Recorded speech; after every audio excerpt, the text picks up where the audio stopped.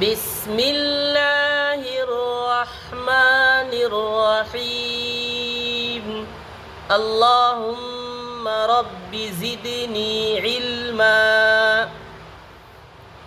الف با تا ثا جیم حا خا دال ذال را زا سین شین صاد ضاد طا ظا عین غین فا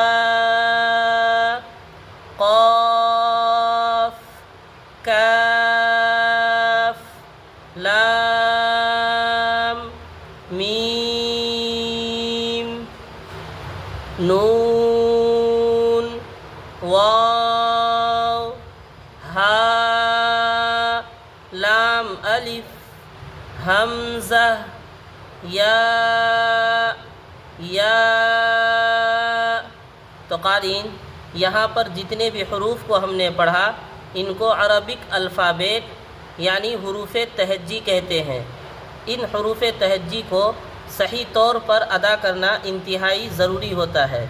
جب تک ہم ان حروف کو مکمل طور پر صحیح طریقے سے ادا نہیں کریں گے اس وقت تک ہم قرآن کریم کو تجوید کے ساتھ قاعدے کی رعایت کرتے ہوئے نہیں پڑھ سکتے ہیں۔ اس لیے آپ سب سے پہلے ان تمام حروف کی صحیح طریقے سے مشق کر لیجئے اور اس کو ادا کرنے کا جو طریقہ ہے اس کے مطابق آپ اس کو پڑھیے، تبھی جا کر کے آپ آگے قرآن کریم کو پڑھ سکتے ہیں۔ چلیے پھر ہم ایک بار پڑھ لیتے ہیں۔ الف الف با تا ثا جیم حا خا دال ذال را زا سین شین صاد ضاد طا ظا عین غین فا قاف کاف لام میم نون واو ہا لام الف حمزہ یا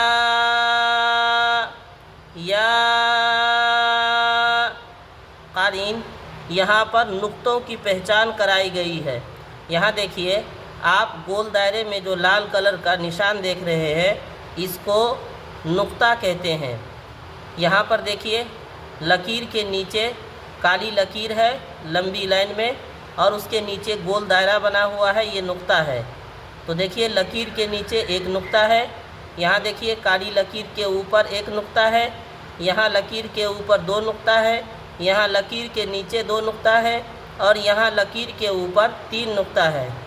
اگر آپ اس بات کی پہچان کر لیتے ہیں کہ کون سے حرف کے اوپر نقطہ آتا ہے اور کون سے حرف پر نقطہ نہیں آتا اور کس حرف پر نقطہ بیچ میں آتا ہے، کہاں نیچے آتا ہے، کہاں اوپر آتا ہے، کہاں ایک نقطہ آتا ہے، کہاں دو نقطہ آتا ہے اور کہاں تین نقطہ آتا ہے، تو آپ کے لیے ان حروف کو پڑھنا اور اس کو پہچاننا آسان ہو جائے گا۔ تو چلیے ہم نقطوں کے ساتھ ان تمام حروف کو پڑھتے ہیں۔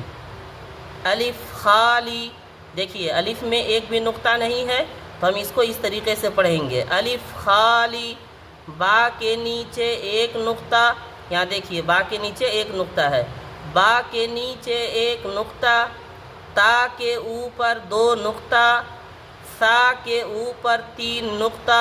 یہاں دیکھیے یہ تینوں حروف ایک جیسے لکھے ہوئے ہیں، لیکن ان تینوں کے درمیان جو ہم فرق کر پا رہے ہیں وہ نقطوں کے ذریعے، اس لیے کہ با کے نیچے ایک نقطہ ہوتا ہے، یہاں ہے، اس لیے ہم اس کو با پڑھیں گے۔ یہاں تا دیکھیے یہ بھی ایسے ہی لکھا ہوا ہے، لیکن اس میں 2 نقطہ ہے تو ہم اس کو تا پڑھیں گے، اور یہاں دیکھیے 3 نقطہ ہے، اس لیے ہم اس کو سا پڑھیں گے۔ جیم کے بیچ میں ایک نقطہ، ہا خالی، خا کے اوپر ایک نقطہ۔ یہاں دیکھیے یہ تینوں حروف بھی ایک جیسے لکھے ہوئے ہیں، لیکن ایک کے بیچ میں نقطہ ہے، ایک نقطے سے خالی ہے، اور ایک کے اوپر ایک نقطہ ہے۔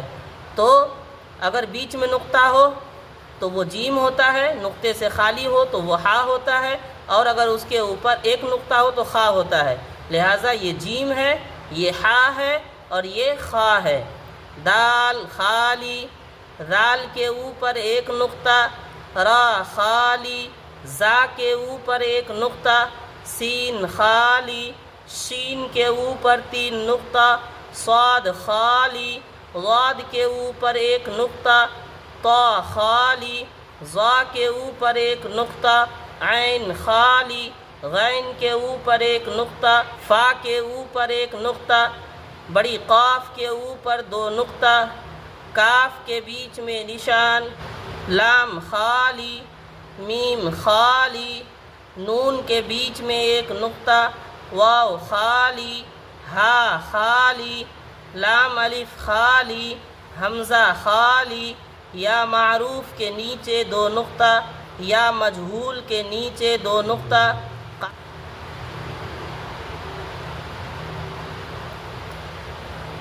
یہاں دیکھیے کچھ بنیادی اور ضروری چیزیں ہیں لکھی ہوئی، آپ اس کو اچھی طریقے سے سمجھ لیجئے۔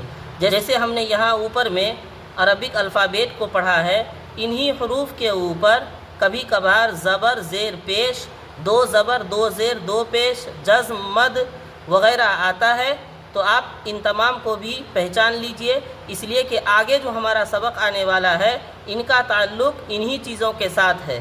لہٰذا آپ دیکھیے، آپ جو یہ کالا نشان دیکھ رہے ہیں گول دائرے میں، یہ زبر ہے، زبر ہمیشہ اوپر ہوتا ہے، اس لیے یہاں اوپر لکھا ہوا ہے زبر، زیر، یہاں آپ دیکھ رہے ہیں نیلے نشان کے اندر جو گول دائرہ سفید رنگ کا بنا ہوا ہے اس کو زیر کہتے ہیں۔